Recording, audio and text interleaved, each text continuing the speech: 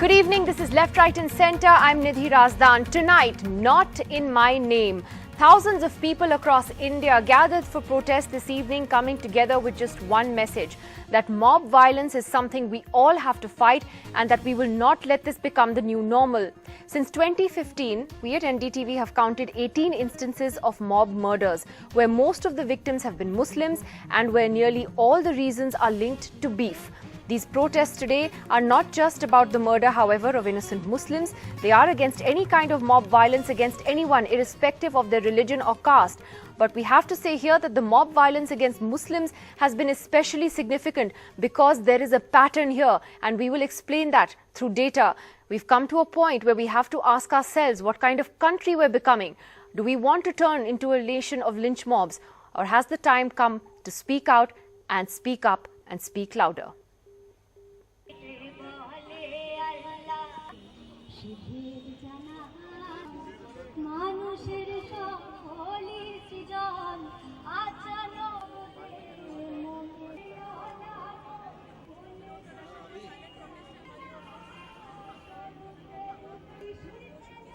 The government is conspicuously silent. It was Junaid's murder, actually, the lynching of Junaid. I just couldn't sleep that night. ঈশ্বর তো মানুষ সৃষ্টি করেছে আর মানুষ ধর্ম সৃষ্টি করেছে। আমার এই ছোট্ট শিশু সে যেন একটা সুন্দর সমাজ পায় যেখানে তারা বেছে নেবে সে কোন ধর্ম নিয়ে চলবে। Humanity first. That's why I'm here. Today my country is bleeding hatred, injustice. The government cannot take any measures to stop this, to remove these stains from my country. Then we as a citizen has to take some measures from our end. ये दंश में भी 84 में हमारे समाज के लोगों ने भी इसको झेला।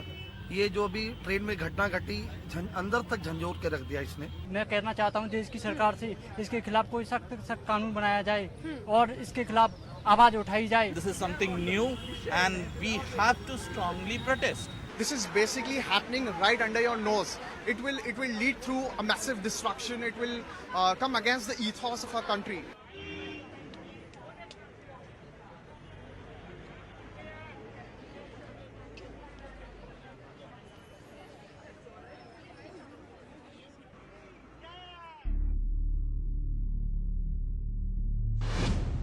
September 2015, Mohammad Akhlaq was killed by a mob which accused him of storing beef in his home in Dadri.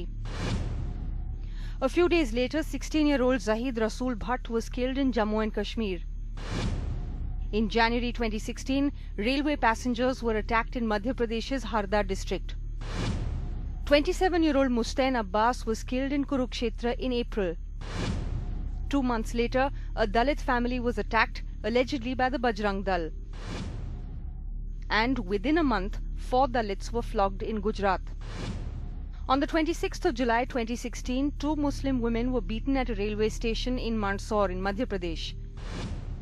A couple of weeks later, 2 lower castes were injured in Amalapuram, Andhra Pradesh. In September 2016, 4 Muslim youth were attacked and then arrested in Bhind in Madhya Pradesh again. On the 16th of October, 20-year-old Noman was killed in Sarahan in Himachal Pradesh. In April this year, Pehlu Khan was killed in Alwar, Rajasthan. And later that month, 2 were killed in Assam, both Muslims. In May this year, 3 were injured in Malegaon in Maharashtra. On the 6th of June, 35-year-old Ainul Ansari was attacked in Dhanbad. 6 days later, a Tamil Nadu government team was attacked in Rajasthan. On the 23rd of June 2017, 16-year-old Junaid is killed in a train by a mob in Haryana. On the 25th of June, the worst attack yet, 3 killed in North Dinajpur in Bengal. And then on the 27th of June 2017, 1 person was beaten and his house set on fire by a mob in Jharkhand. Well, lots to talk about on the program tonight, and let's go straight across to our panel this evening. And let me begin by asking activist Shabnam Hashmi, who actually returned an award recently over the issue of these mob murders.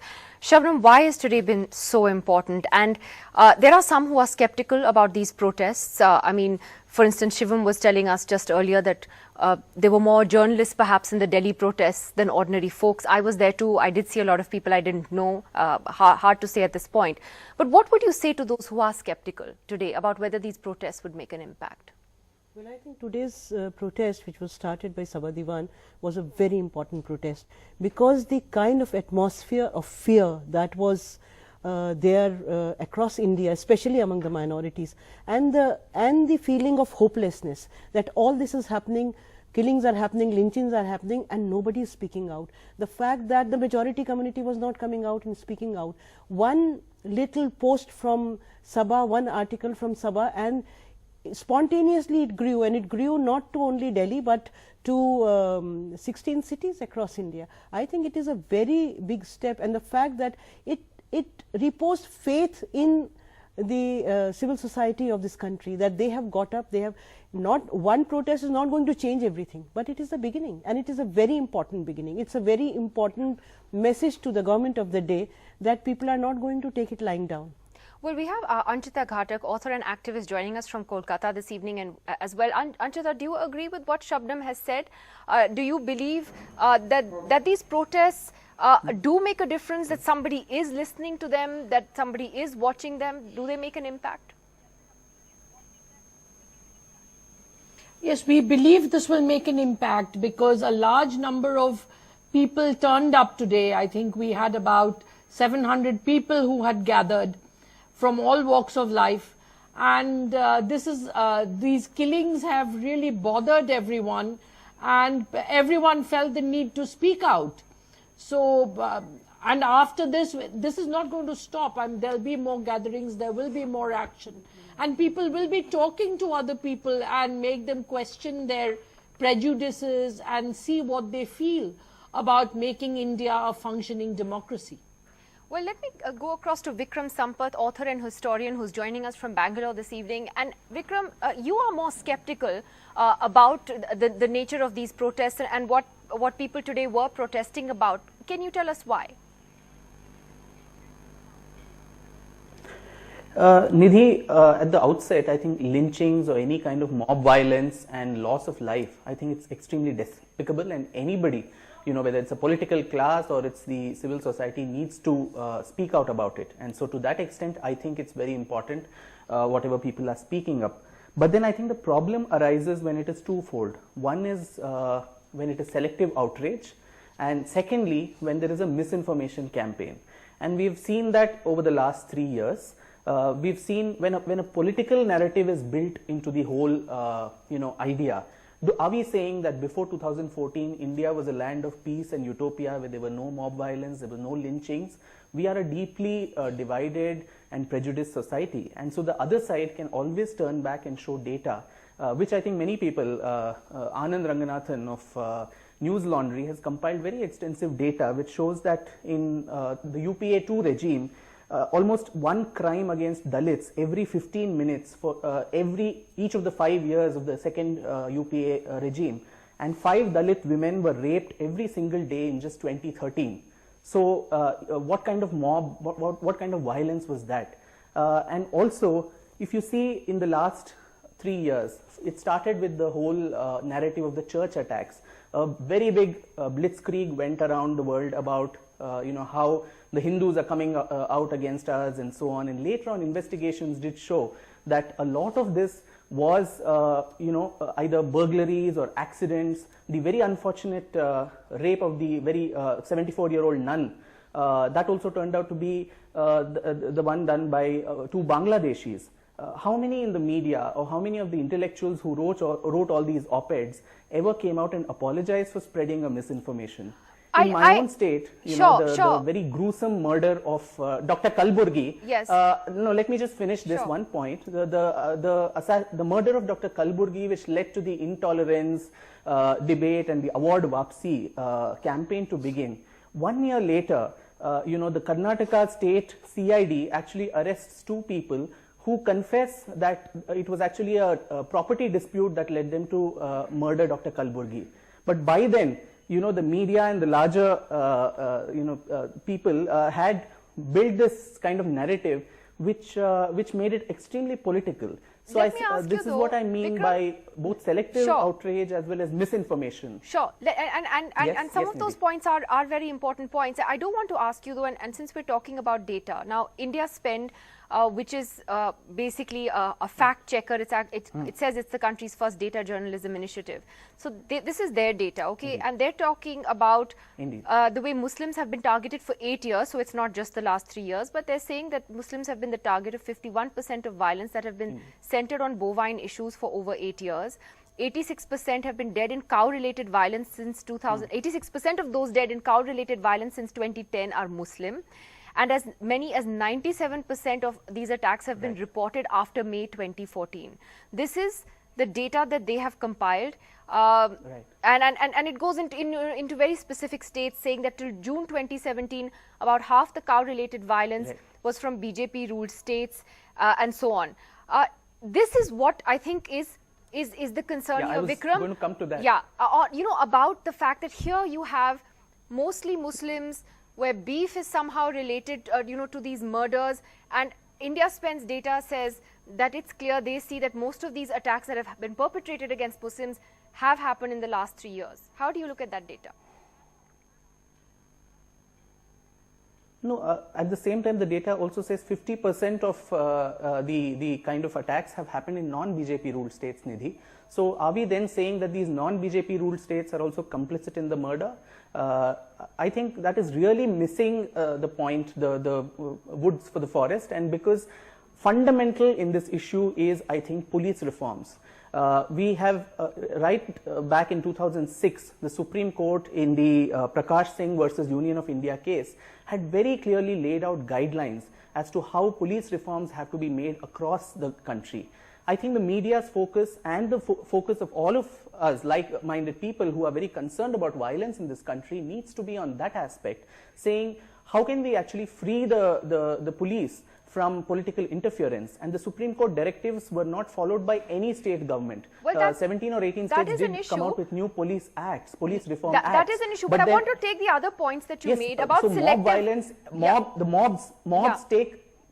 Sorry, finish your sentence. Mobs may go on an outrage and a rampage. Mobs go on an outrage and a rampage only when the police and the local law and order and administration fails. So I think fundamental there is the police reform, and also India as a country is highly under-policed. We have only 119 Vikram, just give me a second to take what you said to Kavita Krishnan here. Kavita's here with us.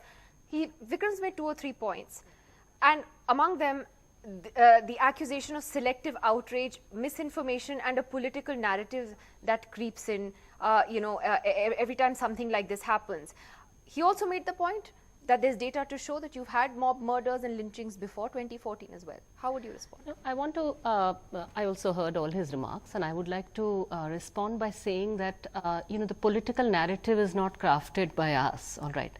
The political narrative begins when you have a minister in the cabinet going to attend the funeral of somebody who has been involved in the mob violence. Yeah. And while trying to suggest, when you have the chief minister of a state like Haryana trying to suggest that killing somebody over a beef rumor is all right.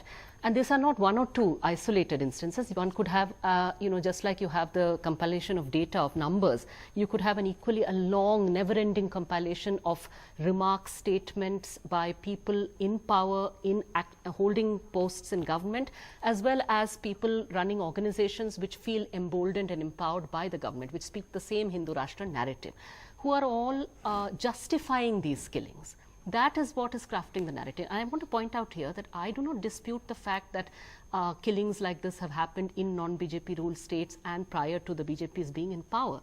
But my point is that a lot of these killings, especially the ones that are targeted against the minorities, are done by organizations close to the BJP or encouraged by the BJP.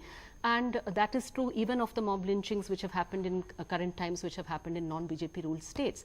So my point is that, you see, I hold no brief for those who run, non-BJP governments or non-BJP, parties. I'm sure they have a lot of crimes to their and their inability or refusal to protect, the Uttar Pradesh government of Akhilesh, if it did not protect Akhlaq, sure, I will put it in the dock for that. But the point is that it is BJP leaders and none others who have justified Akhlaq's killing, who have justified Zafar's killing in Rajasthan, who are justifying and who are taking policy decisions like, in the direction of banning beef and so on. When you have Venkaiah Naidu, I'll just say one last thing. When Venkaiah Naidu does not say that killing a human being, killing a boy on a train is unconstitutional, but he says eating beef is unconstitutional, wrongly so. There's nothing unconstitutional. The Constitution does not say you cannot eat beef. But Venkaiah Naidu says that he is a central cabinet minister. What is that encouraging? So let me ask, we have Bhaskar Jyoti with us. He's from the ABVP and the student wing that's affiliated to the RSS. As a young man growing up in this country, having grown up in this country, does it disturb you what you're seeing? I mean, is there some element of truth when you see people protesting like this today that even pricks your conscience and makes you wonder what we're becoming? Well, no civil society or no civilized society would ever justify any killings or mob lynching for that matter. But selective outrage or selective criticism of any mob lynching or any murder will not be justified by the same civil society. For example, there has been no prime time show has been conducted on the mob lynchings of the RSS Karyakartas that has been regularly being done in Kerala. No program has been done in for the killings that is taking place regularly in leftist ruled state like West Bengal. So this selective outrage and the misinformation. How are those the same as a mob murdering an innocent person over beef? How are they mob murders?